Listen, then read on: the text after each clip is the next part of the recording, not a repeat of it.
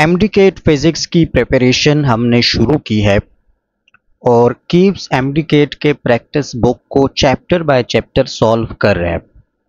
आज के लेक्चर में हम जिस चैप्टर को कंप्लीटली सॉल्व करने जा रहे हैं उसका नाम है इलेक्ट्रोमैग्नेटिक इंडक्शन, जो कि सेकंड ईयर के फिजिक्स में से है। ठीक है, इलेक्ट्रोमैग्नेटिक इंडक्शन ये भी उन चैप्टर्स में से है जिनके टॉपिक्स बहुत कम इंक्लूड है सिलेबस में पीएमडीसी के, लेकिन इन टॉपिक्स में जो क्वेश्चंस बनते हैं, जो एमसीक्यूज यहाँ से बन सकते हैं जितने टाइप्स के, वो बहुत ज़्यादा होते हैं। फार्मूलाज कभी एक तरह से यूज़ होंगे, कभी दूसरी तरह से यूज़ होंगे, तो इस वजह से इम्पोर्टेंस इसकी बहुत ज़्यादा है। हर तरह के एमसीक्यूज इस लेक्चर में कवर होंगे, तो एंड तक देखें और फिर इसका एक क्विक रिवीजन भी अपलोड करेंगे, बल्कि सारे चैप्टर्स का अपलोड करेंगे इंशाल्लाह। चलिए स्टार्ट करते हैं आज का लेक्चर। क्वेश्चन नंबर 1 में कहते हैं अ step down transformer reduces the supply voltage from 220 volt to 11 volt and increases the current from 6 ampere to 100 ampere, then its efficiency is। Transformer की एफिशिएंसी हमने फाइंड करनी है। हमें बताया गया है कि ये स्टेप डाउन ट्रांसफार्मर है। तो स्टेप डाउन ट्रांसफार्मर क्या करता है, वो वोल्टेज के वैल्यू को डिक्रीज करता है। अब किस तरह करता है, by increasing the value of current. Current को इंक्रीज करता है, वोल्टेज को डिक्रीज करता है। वो जो पावर होता है ट्रांसफार्मर में, वो input power is equal to output, यानी पावर सेम रहता है, उसको कुछ नहीं होता। हमें गिवन है कि सप्लाई वोल्टेज 220 वोल्ट है। सप्लाई वोल्टेज का मतलब इनपुट वोल्टेज वो 220 वोल्ट है, और जो आउटपुट हमें दे रहा है वो 11 वोल्ट है। इसी तरह जो इनपुट करंट है वो 6 एम्पेयर है, और जो आउटपुट करंट है वो 100 एम्पेयर है। तो हमने फाइंड करना एफिशिएंसी। कैसे करेंगे, किसी भी मशीन की जो एफिशिएंसी होती है वो इक्वल होती है output divided by input. Input हम कितना दे रहे हैं और मशीन हमें आउटपुट कितना दे रहा है, तो ये इक्वल होती है एफिशिएंसी के। अब ट्रांसफार्मर के केस में हम बात करते हैं इन टर्म्स ऑफ पावर, कि इनपुट पावर कितनी है और आउटपुट पावर कितनी है। और पावर का फार्मूला क्या है, P is equal to I R है, यानी the product of current and voltage, इसको हम पावर बोलते हैं। तो output current, output voltage divided by input current, input voltage, दोनों की वैल्यूज हमें गिवन है। हम सिंपली यहाँ पर पुट करेंगे तो एफिशिएंसी की वैल्यू आ जाएगी। ऊपर वाला आउटपुट है, नीचे वाला इनपुट है, सिर्फ इतना याद रखें। अब वैल्यूज यहाँ से पुट करें। आउटपुट वोल्टेज कितनी है, 11 वोल्ट है, और करंट कितना है, 100 है। तो output current 100 multiply by voltage कितना है, 11 वोल्ट है। इसी तरह इनपुट करंट कितना है, वो 6 एम्पेयर है, और इनपुट वोल्टेज कितना है, वो 220 वोल्ट है। अब इसकी कैलकुलेशंस कैसे करेंगे, मैं ज़्यादा फोकस करता हूँ मैथमेटिकल कैलकुलेशंस पर, ताकि यहाँ से आप लोग मिस्टेक ना कर जाए। बहुत टाइम्स आपको फार्मूला भी पता होता है, कंसेप्ट भी पता होता है, लेकिन आप कैलकुलेशंस गलत कर जाते हैं तो फिर आंसर रॉन्ग हो जाता है। अब सबसे पहले क्या करें, ऊपर से एक ज़ीरो, नीचे से एक ज़ीरो ख़त्म करें ताकि क्वेश्चन सिंपल हो जाए। मजीद इसको सैंपल करें। ऊपर 11 है तो 11 1 ज़ा 11 और 11 2 ज़ा 22, तो ये वाले वैल्यूज़ भी खत्म हो गए। अब 2 को भी कैंसिल करें ऊपर 10 के साथ, 2 1 ज़ा 2, 2 5 ज़ा 10। ठीक है, तो हमारे पास रिमेनिंग ऊपर सिर्फ 5 रह गया, नीचे 6 रह गया, तो इज इक्वल टू 5/6। अब 5 को 6 पर कैसे डिवाइड करेंगे, अगर आपको एग्जैक्ट कैलकुलेशन करनी अगर आप करेंगे तो बहुत ज़्यादा टाइम लगेगा और कैलकुलेटर अलाउड नहीं है। तो मैं यूजुअली स्टूडेंट्स को ये ट्रिक बताता हूँ कि जब भी डिवीजन हो ना, डिवीजन, तो डिवीजन की प्रॉपर्टीज याद रखें कि जब भी ऊपर और नीचे यानी नोमिनेटर और डिनोमिनेटर के क्वांटिटीज इक्वल हो, मतलब ऊपर भी ए है नीचे भी ए है, तो इसका आंसर हमेशा इक्वल टू 1 होगा। लेकिन अगर ऊपर की क्वांटिटी स्मॉलर है और नीचे की क्वांटिटी वो लार्जर है, तो इसकी वैल्यू हमेशा लेस देन 1 होगा। ठीक है, इसी तरह अगर ऊपर की क्वांटिटी नोमिनेटर में लार्जर है और नीचे की स्मॉलर है, तो ये हमेशा ग्रेटर देन 1 होगा। अब इस गिवन केस में देखिए 5 डिवाइडेड बाय 6 है, तो इसकी वैल्यू हमेशा लेस देन 1 होगा। एफिशिएंसी हमेशा वैसे भी लेस देन 1 हो सकती है, एफिशिएंसी कभी ग्रेटर देन 1 नहीं हो सकती। लेकिन इन दोनों में डिफरेंस कितना है, 5 और 6 में कितना डिफरेंस है, बहुत कम डिफरेंस है। मतलब अगर 5 के साथ एक ऐड करें तो 6 हो जाएगा, 1 हो जाएगा। तो इसका मतलब है कि 1 से बहुत कम वैल्यू, 1 से थोड़ी कम, अबाउट 0.81 के बिटवीन इस तरह वैल्यू होगी। तो बस अब गिवन ऑप्शंस में से जाए, इस रेंज में जो भी ऑप्शन होगा वो हमारा करेक्ट आंसर होगा। देखिए सबसे पहले तो ये जो 1 से ग्रेटर है ना ऑप्शन ए, ये क्रॉस कर दे। कहीं पर भी आपको एफिशिएंसी का क्वेश्चन आ जाए और उसके ऑप्शन में से 1 से ग्रेटर वैल्यू दिखाई दे तो उसको पहले से ही कैंसिल आउट क्या करें, वो कभी भी पॉसिबल नहीं होता। गिवन ऑप्शन में से 0.9 है और 0.83 है, 0.12 तो पॉसिबल नहीं है, तो बहुत ही कम है। तो 83 होगा या 0.9 होगा। अब इसका मतलब है कि हमें स्टेप बाय स्टेप इसको करना होगा क्योंकि दोनों बहुत ही करीब है। तो चलिए कर लेते हैं। 5 डिवाइड बाई 6 डिवाइड नहीं होता तो पहले क्या करें, 0 पॉइंट लगाए और पॉइंट लगाने के बाद यहाँ पर एक 0 आ जाएगा। अब 50 डिवाइड बाई 6 करेंगे तो 6 8 जा 50 होता है, ठीक है। और क्या रह जाएगा, 2 रह जाएगा। 2 का मतलब क्या हो जाता है, 20 हो जाए। एक और 0 हम लगाएंगे और 20 को 6 पर डिवाइड करेंगे तो क्या होगा, 6 3 जा 20 इस तरह। तो 0.83 ये हमारा करेक्ट आंसर हो गया, ठीक है। क्योंकि दोनों करीब करीब है तो हमें एग्जैक्ट वैल्यू फाइंड करने की जरूरत पड़ी। क्वेश्चन 2 है, in a transformer the number of turns in primary and secondary coils are 410। ये आपको अगर नजर नहीं आ रहा तो प्राइमरी टर्न्स कितने हैं 410 और सेकेंडरी कितने हैं, सेकेंडरी है 1230, ठीक है। ये नंबर ऑफ टर्न्स है। If the current in primary is 6 ampere, primary current की वैल्यू भी हमें गिवन है कि वो कितनी है 6 एम्पेयर है। Then what is secondary coil, then that is in the secondary coil, मतलब सेकेंडरी कॉइल में हमने क्या फाइंड करना है, सेकेंडरी कॉइल में हमने फाइंड करना है करंट। तो कैसे करेंगे, फॉर्मूला अगेन यहाँ पर यूज होगा। जो number of turns in primary coil है उसकी वैल्यू है 410, number of turns in secondary coil है 1230, करंट इन प्राइमरी कॉइल है IP है is equal to 6 ampere. Find क्या करना है, current in secondary coil find करना है। तो फॉर्मूला अपने साथ नोट करे या याद करे या अगर याद हो तो रिवाइज कर ले कि नंबर ऑफ टर्न्स की जो रेशो है, रेशो जो है ना सेकेंडरी डिवाइडेड बाय प्राइमरी, ये जो रेशो है number of turns in secondary coil divided by number of turns in primary coil, ये इक्वल होती है करंट इन प्राइमरी कॉइल, मतलब इनवर्स रिलेशन है इनका, divided by current in secondary coil. अब सिंपली वैल्यूज फाइंड करें, हमें सेकेंडरी वाला फाइंड करना है तो थोड़ा सा मैथमेटिक्स यूज करें और मैथमेटिक्स को यूज करने के बाद आपके पास आ जाएगा कि IS is equal to IP multiply by NP divided by NS। ये सिंपल मैथमेटिक्स है, आपको आई होप कि समझ आ जाएगी। अब IP की वैल्यू क्या है 6 है, मल्टीप्लाई बाय NP की वैल्यू क्या है 410 है, डिवाइडेड बाय 1230, ठीक है। अगेन एक 0 को पहले से काट दे ताकि क्वेश्चंस की जो कैलकुलेशंस है वो हमारे लिए आसान हो जाए। उसके बाद क्या करें, 123 पर इसको डिवाइड करना है तो ये अगेन हम कैसे करेंगे, सिंपल मल्टीप्लाई करें इसको, 6 1 जा 6 और 6 4 जा 24, तो ये 246 आ गया और नीचे आ गया 123, तो ये 2 हो गया ना, 2 से 2 इसका आंसर आता है ना। अगर 123 को 2 से मल्टीप्लाई करें तो 246 आता है, तो ये 2 एम्पेयर इसका आंसर आएगा। आई होप गिवन ऑप्शन में से 2 एम्पेयर है, यस ऑप्शन है। क्वेश्चन नंबर 3 है, which of the following will not generate EMF, कौन से केस में EMF जनरेट नहीं होगा।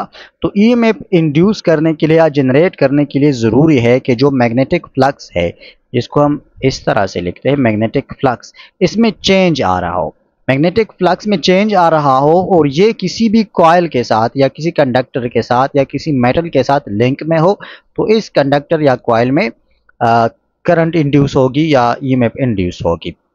ऑप्शन ए है, holding a magnet stationary inside a coil, किसी कॉइल के अंदर अगर मैग्नेट पड़ा है और वो स्टेशनरी है, तो स्टेशनरी मैग्नेट का मतलब है कि जो फ्लक्स है वो चेंज नहीं हो रहा, फ्लक्स चेंज नहीं होगा तो EMF इंड्यूस नहीं होगा। यही हमारा करेक्ट आंसर है। बाकी ऑप्शंस को भी थोड़ा सा देखते हैं। Rotating a coil around a stationary coil, अगर काइल मोशन में है तब भी उसमें जो फ्लक्स होगा वो चेंज होगा और ईएमएफ इंड्यूस होगा। सी ऑप्शन में भी मोशन हो रहा है, डी में भी मोशन हो रहा है, जब भी रिलेटिव मोशन होगा तो ईएमएफ इंड्यूस होगा, सिंपल इज दैट। क्वेश्चन 4 है which one of the following does not effect the magnitude of induced EMF in electromagnetic induction, वो कौन सी चीज है जो कि इंड्यूस्ड ईएमएफ के मैग्नीट्यूड को इफेक्ट नहीं करता। तो इंड्यूस्ड ईएमएफ की मैग्नीट्यूड की का फार्मूला क्या है, फेराडेज लॉ से हमें मिलता है कि EMF is equal to minus N times rate of change in magnetic flux, ठीक है, divided by rate of change, मतलब टी से डिवाइड करेंगे। और इसको मैं अगेन लिख सकता हूँ माइनस एन, इसकी वैल्यू क्या है, बी ए कॉस थीटा है, बी ए कॉस थीटा मैंने लिख दिया डिवाइड बाय टी। अब इन गिवन क्वांटिटीज या इस फार्मूले में से अगर आप देखें तो इंड्यूस्ड ईएमएफ के मैग्नीट्यूड को कौन कौन से क्वांटिटीज इफेक्ट करते हैं। सबसे पहले नंबर ऑफ टर्न्स इसको इफेक्ट करेगा, उसके बाद strength of magnetic field effect करेगा, उसके बाद एरिया इफेक्ट करेगा कि काइल का एरिया कितना है, उसके बाद थीटा इफेक्ट करेगा कि बी और ए के बिटवीन एंगल कितना है, और रेट ऑफ चेंज मतलब कितने रेट के साथ जो मैग्नेटिक फील्ड है वो वेरी कर रहा है या वो चेंज कर रहा है, तो ये ईएमएफ के मैग्नीट्यूड को इफेक्ट करेगा। इसके अलावा कोई भी और चीज इफेक्ट नहीं करेगा। तो गिवन ऑप्शन में से इसके अलावा अगर कुछ है तो वो इफेक्ट नहीं करेगा। ऑप्शन ए है स्ट्रेंथ ऑफ मैग्नेटिक फील्ड, ये तो इफेक्ट करता है। ऑप्शन बी है speed with which the coil cuts the magnetic field, ये भी इफेक्ट करता है। Option C resistance of the coil cutting the magnetic field, ये इफेक्ट नहीं करेगा। तो सी ही हमारा करेक्ट आंसर है। क्वेश्चन 5 है relative motion between a dash and a conducting Kyle produces current. अभी बता दिया कि काइल और मैग्नेट का रिलेटिव मोशन किस चीज को प्रोड्यूस करता है, करंट को प्रोड्यूस करता है। तो काइल होगा और एक मैग्नेट होगा, ऑप्शन ए।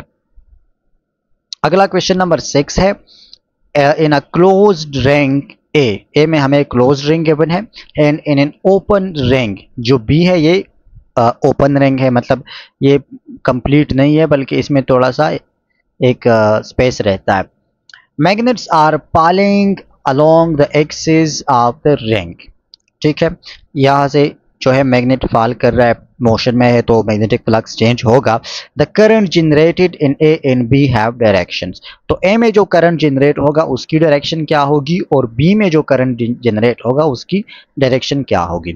एक कंसेप्ट तो पहले से क्लियर कर दे कि जो ओपन रिंग है, जो कंप्लीट ही नहीं है, जो क्लोज ही नहीं है, तो चाहे मैग्नेटिक फ्लक्स चेंज हो या ना हो, यहाँ पर जो करंट होगा वो जीरो होगा, इसमें कोई करंट इंड्यूस नहीं होगा। करंट सिर्फ क्लोज रिंग में इंड्यूस होगा। तो एक बी के लिए तो जीरो ही होगा। अब ए के लिए क्या होगा, तो फॉलिंग मैग्नेट्स के लिए याद रखे, फॉलिंग मैग्नेट्स के लिए अगर ये एक रिंग है और मैग्नेट फॉल करता है, ये एक अलग केस बन जाता है। अगर साउथ फोल टुवर्ड्स द मैग्नेट है, टुवर्ड्स द रिंग है सॉरी, तो जो करंट की डायरेक्शन होगी वो क्लॉकवाइज होगी, और अगर नॉर्थ पोल जो है वो नीचे की तरफ है, मतलब रिंग की तरफ है, तो करंट की डायरेक्शन एंटी क्लॉकवाइज होगी। ये कंसेप्ट याद रखें। तो ए में क्लॉकवाइज होगी और बी में जीरो होगी, ऑप्शन ए। क्वेश्चन 7 है the direction of induced current in a coil or circuit is such that it opposes every cause of its production, this law is given as by Lenz, ठीक है, ये lenses law की definition है कि जो current induce होगी किसी भी कॉइल में, तो वो अपने काज को या जिस वजह से वो इंड्यूस हुआ है उसको हमेशा अपोज करेगा। क्वेश्चन 8 है a metallic circular ring is suspended by a string and it's kept in a vertical plane, ये गिवन है आपको कि ये एक मेटालिक रिंग है और ये सस्पेंडेड है by a string. When magnet is approached towards the ring, then it will, ये एक मैग्नेट है और ये इस रिंग की तरफ अप्रोच कर रहा है, मोशन में है, तो इस के अप्रोच करने से रिंग पर क्या इफेक्ट होगा। देखिए जब ये अप्रोच करेगा तो इस रिंग के अलोंग जो मैग्नेटिक फ्लक्स है उसमें चेंज आएगा, और चेंज की वजह से इस रिंग में करंट इंड्यूस होगा या ईएमएफ भी इंड्यूस होगा, और फिर उस ईएमएफ उस करंट की वजह से इस रिंग का अपना एक मैग्नेटिक फील्ड होगा जो कि इसके मैग्नेटिक फील्ड को अपोज करेगा। ओवरऑल सीन क्या होगा, ओवरऑल सीन ये है कि ये मैग्नेट और रिंग एक दूसरे को रिपेल करेंगे। क्या करेंगे, रिपेल करेंगे। तो अगर ये इसकी तरफ अप्रोच कर रहा है और रिंग इसको रिपेल कर रहा है, तो रिंग किस डायरेक्शन में जाएगा, इस मैग्नेट की डायरेक्शन में जाएगा या इससे दूर डायरेक्शन में जाएगा। रिपल्जन है तो जाहिर सी बात है इससे दूर डायरेक्शन में जाएगा। तो गिवन ऑप्शन में से देखें रिमेन स्टेशनरी तो नहीं होगा, ठीक है, ये गलत है। बी क्या है, get display towards the magnet, magnet के टुवर्ड्स भी नहीं होगा। Option C get displaced away from the magnet, ये करेक्ट आंसर है कि मैग्नेट से अवे जाएगा, दूर जाएगा, रिपेल करेगा। क्वेश्चन नंबर 9 है, अगर आपको नजर नहीं आ रहा तो कोई मसला नहीं है, मैं एक्सप्लेन कर दूंगा। एक इक्वेशन हमें गिवन है, ठीक है, फैराडेज लॉ की इक्वेशन है, ईएमएफ इज इक्वल टू, ये इक्वेशन है क्वेश्चन में कि del phi divided by del t, ये फैराडेज लॉ की इक्वेशन है। और कहते हैं कि इसमें नेगेटिव साइन, ये जो नेगेटिव साइन है इसमें ये किस चीज़ को रिप्रेजेंट करता है। तो हम सबको पता है कि ये negative sign induced EMF, sorry induced current की डायरेक्शन को रिप्रेजेंट करता है। पहली बात करंट की डायरेक्शन को रिप्रेजेंट करता है। दूसरी बात ये लेंजेस लॉ की वजह से है, यहाँ पर किस चीज की वजह से, लेंजेस लॉ की वजह से है। तो ऑप्शंस में से गिवन है ऑप्शन ए कि the self induced current opposes its cause, ये माइनस साइन इसलिए है कि जो करंट इंड्यूस होगा वो अपने काज को अपोज करेगा, तो ये तो करेक्ट है ऑप्शन ए। बी में कहते हैं कि the induced EMF opposes the change which produces is, ये भी ठीक है, ईएमएफ करंट दोनों जो है अपने काज को अपोज करता है। ऑप्शन सी है the accordance of equation with the Lenz's law, ये लेंजेस लॉ को रिप्रेजेंट करते हैं, ये भी ठीक है। तो ऑल ऑफ दीज हमारा करेक्ट आंसर है। क्वेश्चन 10 है, the EMF induced in a coil is dash the rate of change in flux linkages, वो हमें पता है ना फैराडेज लॉ से कि जो ईएमएफ इंड्यूस होगा वो डायरेक्टली रिलेटेड है to the change in flux, तो is directly proportional, option A. Question 11 है, a coil having 500 square loops each of side 10 centimetre. अब ये न्यूमेरिकल है, इसको सॉल्व करेंगे हम स्टेप बाय स्टेप। क्या कहते हैं कि एक कॉइल है और इसमें 500 स्क्वायर लूप्स है। 500 स्क्वायर लूप्स का मतलब है कि इसमें 500 टर्न्स है और जो लूप्स है वो स्क्वायर की शक्ल में है, ठीक है, स्क्वायर है, ये इस तरह से स्क्वायर है, चारों साइड्स इसके बराबर है।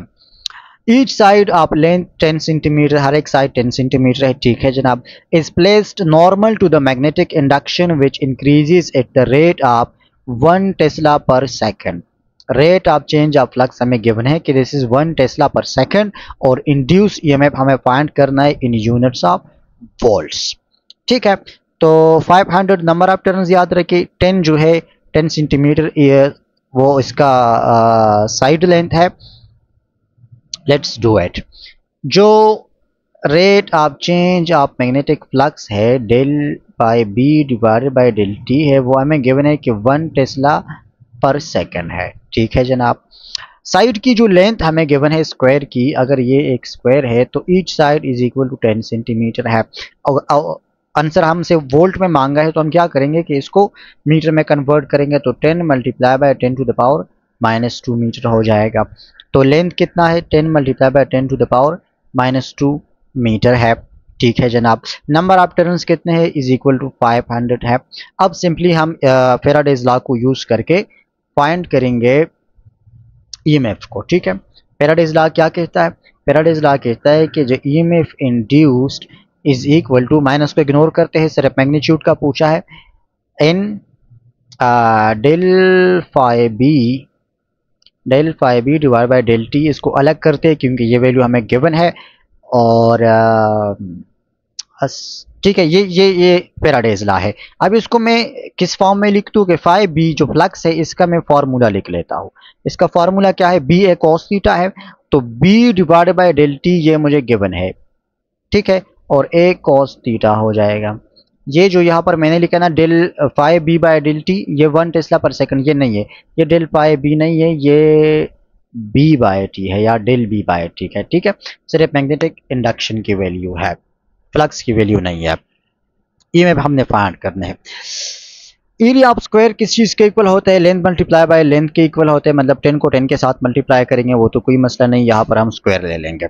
अब थीटा की वैल्यू क्या है, देखें अगर ये डायरेक्शन है मैग्नेटिक इंडक्शन की और स्क्वायर इसके सामने नॉर्मल पड़ा है, 90 डिग्री पर पड़ा है, तो एरिया का जो डायरेक्शन होता है वो परपेंडिकुलर टू द प्लेन होती है, ठीक है, परपेंडिकुलर टू द प्लेन होती है। अब अगर ये प्लेन इटसेल्फ इसका नॉर्मल है, परपेंडिकुलर है, तो एरिया का डायरेक्शन भी मैग्नेटिक इंडक्शन के डायरेक्शन में हो जाएगा।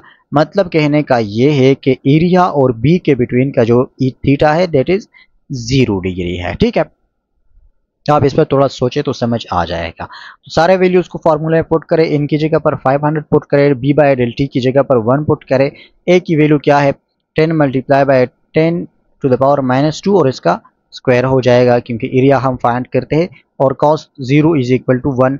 तो बस चलिए मैं डायरेक्टली 1 ही लिख लेता हूँ। अब इसको बाकी सॉल्व कर ले। सॉल्व करना इतना मुश्किल नहीं है।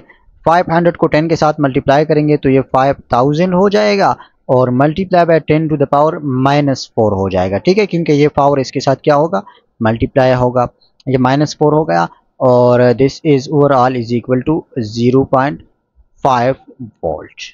ठीक है, -4 है ना तो 0.4 डिजिट्स यहाँ पर आ जाएगा तो ये 0.5 वोल्ट हो जाएगा, 0.5 हो जाएगा या 5 वोल्ट हो जाएगा। लेट्स चेक इट के ऑप्शन में से क्या है 0.5 वोल्ट हो जाएगा। ठीक है, अगर मैंने पॉइंट को थोड़ा गलत किया हो तो I am sorry for that, आप लोग ठीक करें 5 आता है या 0.5 आता है इसको कंफर्म कर ले। क्वेश्चन 12 है in a circuit with a coil of resistance 2 ohm, 2 ohm एक कॉइल का रेजिस्टेंस है, magnetic flux changes from 2 weber to 10 weber in 0.2 second. ठीक है, मैग्नेटिक फ्लक्स में चेंज कितना आता है 2 से 10 हो जाता है तो मतलब चेंज 8 का आता है। ठीक है, और टाइम कितना लेता है 0.2 सेकंड्स लेता है। The charge that flows in the coil during this time, कितना चार्ज फ्लो करेगा। तो सबसे पहले हम चार्ज फ्लो के लिए फार्मूला निकालेंगे कि चार्ज फ्लो का फार्मूला क्या होगा, फिर उसमें वैल्यूज को पुट करेंगे। कैसे निकालेंगे फार्मूला, इतना मुश्किल नहीं होगा। वही फेराडेज लॉ को यूज करेंगे जो ईएमएफ प्रोड्यूस होता है that is equal to rate of change in magnetic flux. ठीक है, जो कि हमें गिवन है यहाँ पर। अब ईएमएफ का एक और फार्मूला है ओहम्स लॉ से कि ईएमएफ किस चीज के इक्वल होता है आई आर के इक्वल होता है, V is equal to I R वाला फार्मूला। तो हम यहाँ पर आई आर लिखेंगे, यहाँ पर वही del phi divide by del t हो जाएगा। आई की जगह पे मैं लिख सकता हूँ करंट की डिफिनेशन कि डेल क्यू या क्यू डिवाइड बाय टी। ठीक है, Q divided by t, Q divided by del t में लिख सकता हूँ रेट ऑफ चेंज जो करंट की फ्लो होती है ना, चार्जेस की जो फ्लो होती है। N to R is equal to del phi divide by del t हो गया, टी टी के साथ कैंसिल हो जाएगा, आर को इस तरफ शिफ्ट करेंगे तो ये नीचे आ जाएगा। And Q is equal to del phi divide by R. अब वैल्यू स्पोर्ट करें, del phi by 2 is equal to 4 और चार्ज का यूनिट क्या है कूलम है तो 4 कूलम हमारा आंसर आ जाएगा। 4 कूलम ऑप्शन सी है। क्वेश्चन 13 है a magnet falls with S pole along the axis of ring, the current generated is dash. Current की डायरेक्शन हमें बतानी है, इस पोल है एंड एक्सेलरेशन एस। तो करंट की डायरेक्शन को तो मैंने बता दिया कि अगर इस पोल टुवर्ड्स द रिंग है तो वो क्लॉकवाइज होगा, अगर north pole towards the ring है तो वो एंटी क्लॉकवाइज होगा फॉलिंग मैग्नेट्स के लिए। और एक्सेलरेशन क्या होगी, इसकी एक्सेलरेशन क्या होगी, अब चूंकि इसमें करंट इंड्यूस होगा रिंग में और ये फॉल कर रहा है, इसका इस पोल टुवर्ड्स द रिंग है तो यहाँ पर अगेन एक फोर्स ऑफ रिपल्जन होगी। ठीक है, दोनों के बिटवीन रिपल्जन होगी और रिपल्जन की वजह से जो जी की वैल्यू होगी या जो एक्सेलरेशन होगा इस मैग्नेट का वो लेस देन जी होगा। तो क्लॉकवाइज और less than g option C है। अगले पेज पर जाते हैं। Question number 14 Lenz's law is a manifestation of the conservation of energy. ठीक है, Lenz's law conservation of energy के ऊपर बेस है। Question 15 when a coil of cross sectional area A and number of turns N is rotated in a uniform magnetic field B with angular velocity omega, then the maximum EMF induced in the coil will be। maximum EMF का हमने बताना है। देखिए वही बात है, किसी magnetic field में एक कॉइल रोटेट कर रही है किसी एंगुलर वेलोसिटी ओमेगा के साथ, तो इसमें जो ईएमएफ इंड्यूस्ड होता है इन दिस केस मैं डिराइव नहीं करता लेकिन सिर्फ इसका फार्मूला लिखता हूँ कि एक कॉइल अगर किसी यूनिफॉर्म मैग्नेटिक फील्ड में रोटेट करता है विद एंगुलर फ्रीक्वेंसी ओमेगा तो उसका फार्मूला क्या होता है इंड्यूस्ड ईएमएफ का। इसका फार्मूला इक्वल होता है इन नंबर ऑफ टर्न्स होते हैं कॉइल में, ओमेगा इसकी एंगुलर फ्रीक्वेंसी है। ठीक है, और उसके बाद आ जाती है ए आ जाती है एरिया ऑफ कॉइल और बी आ जाती है magnetic field into sine theta. ठीक है, थीटा क्या है ए और बी के बिटवीन का एंगल है। तो मैक्सिमम हमें से पूछे कि मैक्सिमम ईएमएफ कब होगा। मैक्सिमम ईएमएफ तब होगा जब साइन थीटा इक्वल टू 1 होता है। और साइन थीटा इक्वल टू 1 कब होता है? जब theta is equal to 90 degree होता है। लेकिन ऑप्शन में से हमें सिर्फ फार्मूलाज गिवन है कि हमें फार्मूला बताए कि मैक्सिमम ईएमएफ का फार्मूला क्या होगा। तो साइन थीटा इक्वल टू 1 हो जाएगा और एन ओमेगा ए बी ये रह जाएगा। एन ओमेगा ए बी या B N A omega, order कुछ भी हो सकता है। क्वेश्चन 16 है, बहुत ही important. The graph shows how an alternating current I of peak value I naught. Alternating current का ग्राफ हमें गिवन है, उसकी पीक वैल्यू आई नॉट है, वेरीज विद टाइम। ठीक है जनाब। और टाइम की जो वैल्यूज है वो मिली सेकंड्स में है। ठीक है, टाइम की यूनिट्स क्या है? मिली सेकंड यूज किया है। Which expression gives the alternating current I. Alternating current का एक्सप्रेशन हमें बताएं। तो कैसे बताएंगे? अल्टरनेटिंग है तो अल्टरनेटिंग करंट का एक्सप्रेशन जो जनरल एक्सप्रेशन होता है वो इक्वल होता है I is equal to I naught, जो कि आई नॉट मैक्सिमम करंट या पीक करंट होता है, N to sine omega T. अब अगर गिवन ऑप्शंस में से आप देखें तो इनमें से आई नॉट साइन तो सब में है, I naught sine, I naught sine, I naught sine, इसको फाइंड करने की जरूरत नहीं है। दूसरा, टाइम की वैल्यू टी भी सब में जनरल है, कोई स्पेसिफिक टाइम नहीं है, तो टाइम के चढ़ने की भी जरूरत नहीं है। जो डिफरेंस है सारे ऑप्शंस में वो ओमेगा की वैल्यू में है कि इन्होंने ओमेगा की स्पेसिफिक वैल्यू सारे ऑप्शंस में दी है। तो कौन से वाली ऑप्शन की ओमेगा की वैल्यू ठीक है वो हमने फाइंड करनी है। ओमेगा की वैल्यू कैसे फाइंड करेंगे? इसी गिवन फिगर से हम फाइंड करेंगे। हमें पता है कि ओमेगा किस चीज के इक्वल है, omega is equal to 2 pi F के इक्वल है। अब फ्रीक्वेंसी की वैल्यू हमें यहाँ नहीं गिवन, तो फ्रीक्वेंसी की बजाय हम टाइम पीरियड की यूज करेंगे। 2 pi divide by time period वाला हम रिलेशन यूज करेंगे। और गिवन ऑप्शन में से टाइम पीरियड क्या होता है? एक कंप्लीट साइकिल के लिए टाइम। तो एक कंप्लीट साइकिल यहाँ पर खत्म होते 2.5 मिली सेकेंड्स पर खत्म होता है। तो हम ओमेगा के फॉर्मूले में टी की जगह पर 2.5 मिली सेकेंड पुट करेंगे, ओमेगा के लिए सॉल्व करेंगे और फिर इसी फार्मूला में ओमेगा की जगह पर पुट करेंगे तो हमारे पास करंट के लिए एक रिलेशन आ जाएगा। चलिए सबसे पहले ओमेगा की वैल्यू फाइंड करते हैं। Is equal to 2 pi divide by 2.5 milli second. Milli का मतलब 10 टू द पावर -3 होता है और ये सेकंड आ जाएगा। ऊपर क्या है? रेडियन पर सेकंड है, जो भी हो। ठीक है, अब इसकी डिवीजन कैसे करेंगे? अगर ये आपके लिए कैलकुलेशन मुश्किल है तो इसका आसान तरीका ये है कि पाई को कांस्टेंट ले, मतलब पाई को ना छेड़े, उसको अपनी जगह पर रख दे।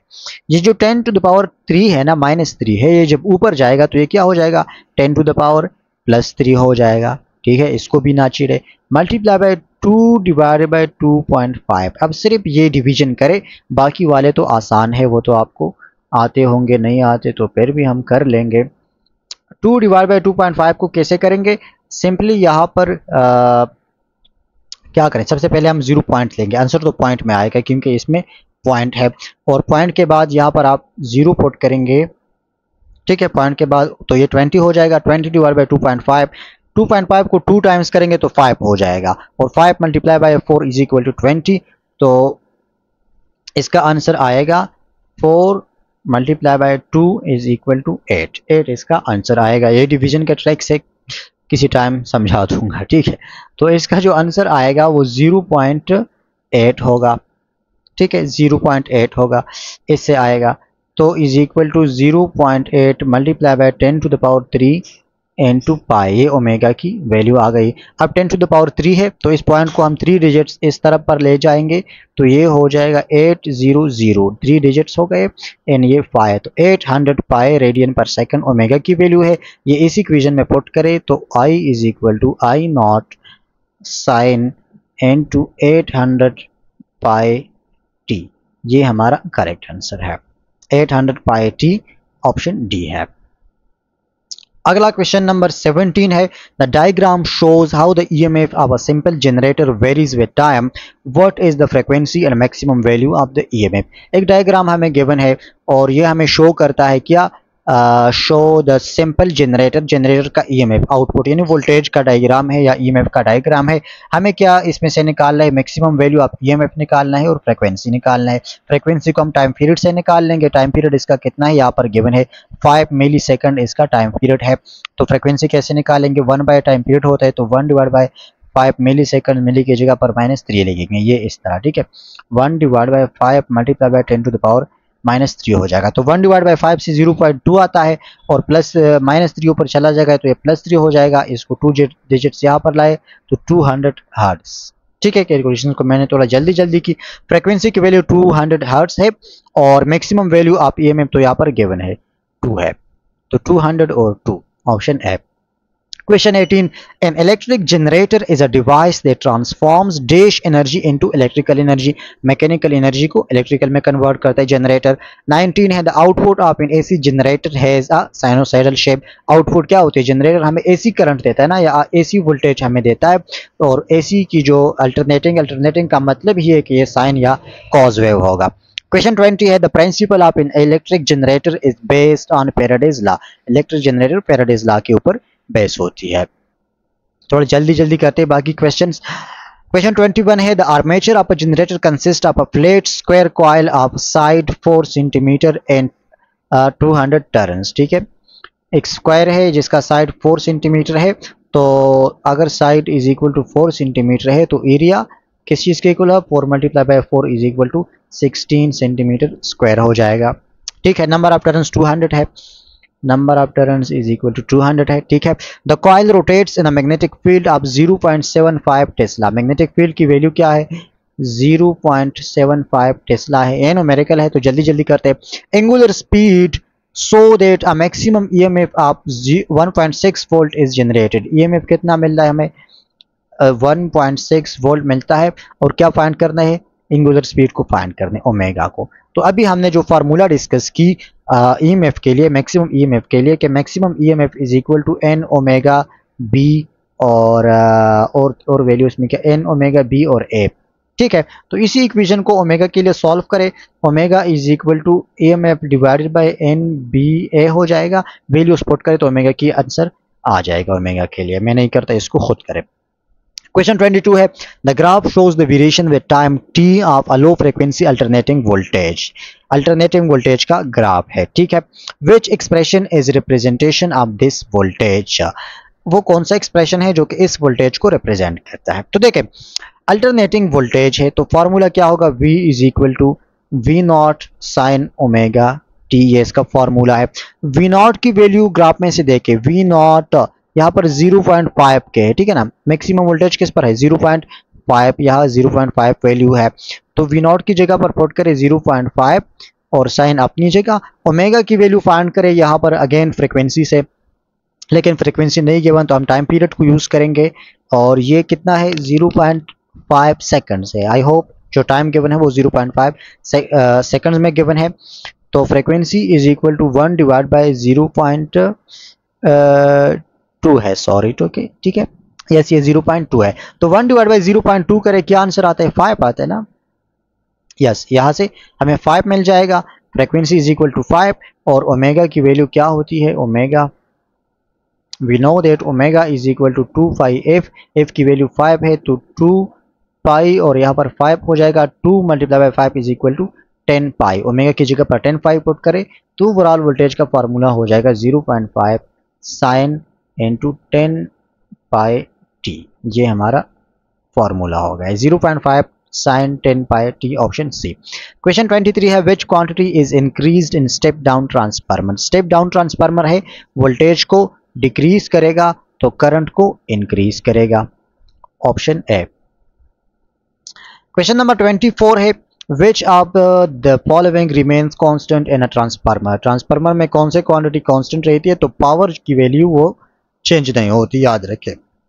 25 है the voltage in the primary and the secondary coils of a step up transformer are 200 volt and 4 kilo volt. ठीक है, प्राइमरी वोल्टेज की वैल्यू हमें गिवन है Vp is equal to 200 volt, secondary की वैल्यू हमें गिवन है Vs is equal to 4 kilo volt, तो kilo की जगह पर 10⁻³ लिख दूंगा मैं, volt respectively. If the current in the primary coil is 1 ampere, Ip का हमें गिवन है कि current in primary coil is equal to 1 ampere. The current in secondary coil, secondary coil का करंट हमने बताना है, Is हमने निकालना है। मैं सिर्फ फॉर्मूला बता देता हूं, यहाँ पर फॉर्मूला क्या है?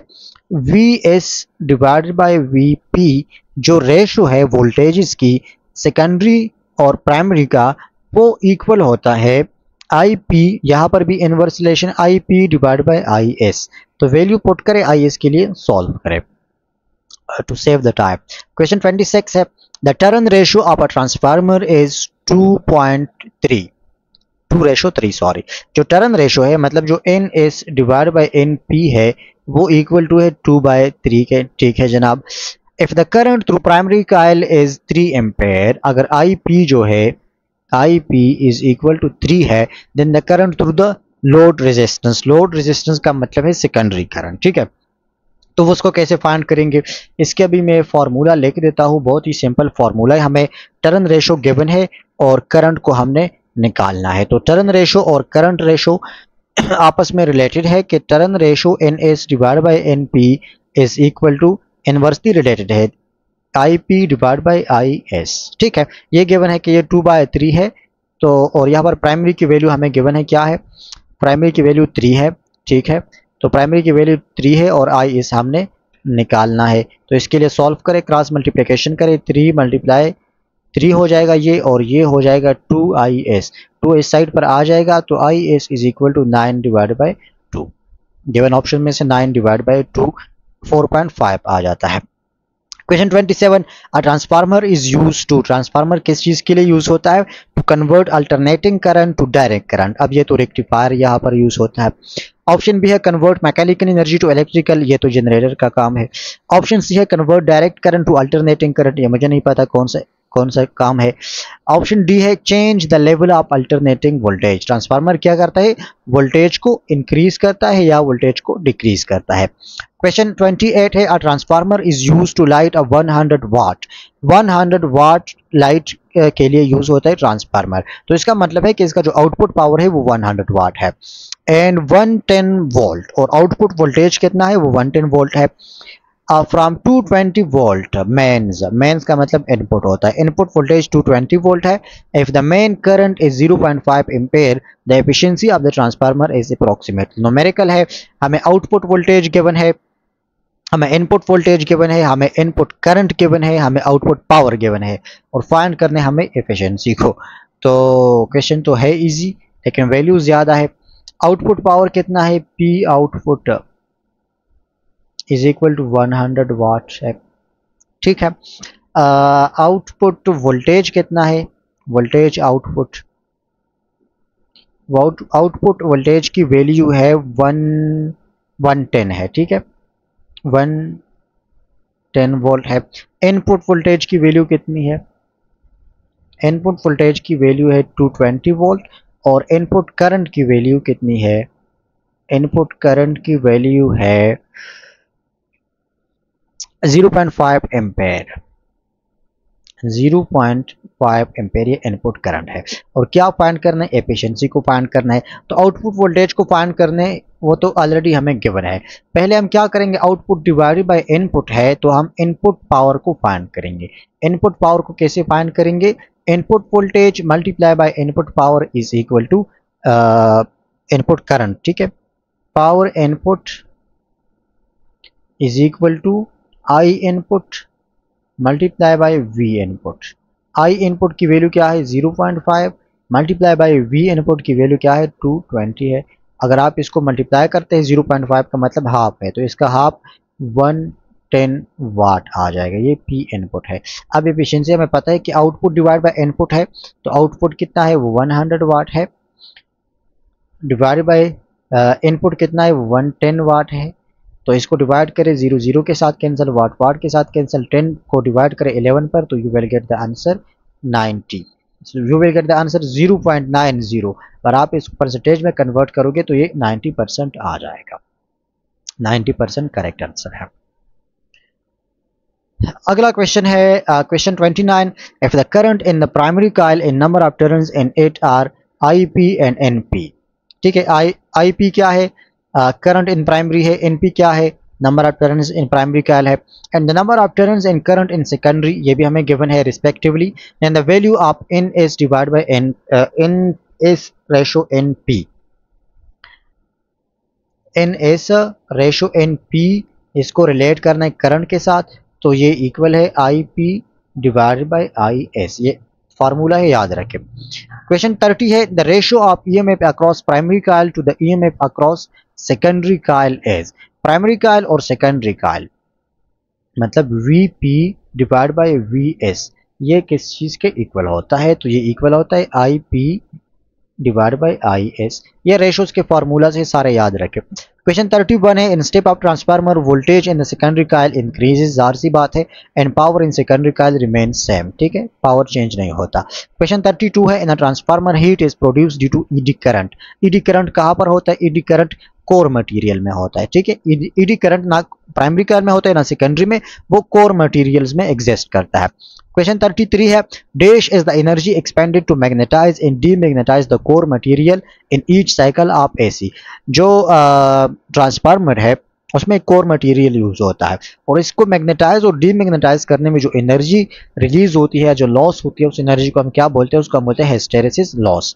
क्वेश्चन 34 है laminated core in a transformer is use to reduce. जो लेमिनेटेड कोर है वो हम किस लिए यूज करते हैं, टू रिड्यूस ईडी करंट्स को रिड्यूस करने के लिए, क्योंकि उसकी रेजिस्टेंस ज्यादा होती है।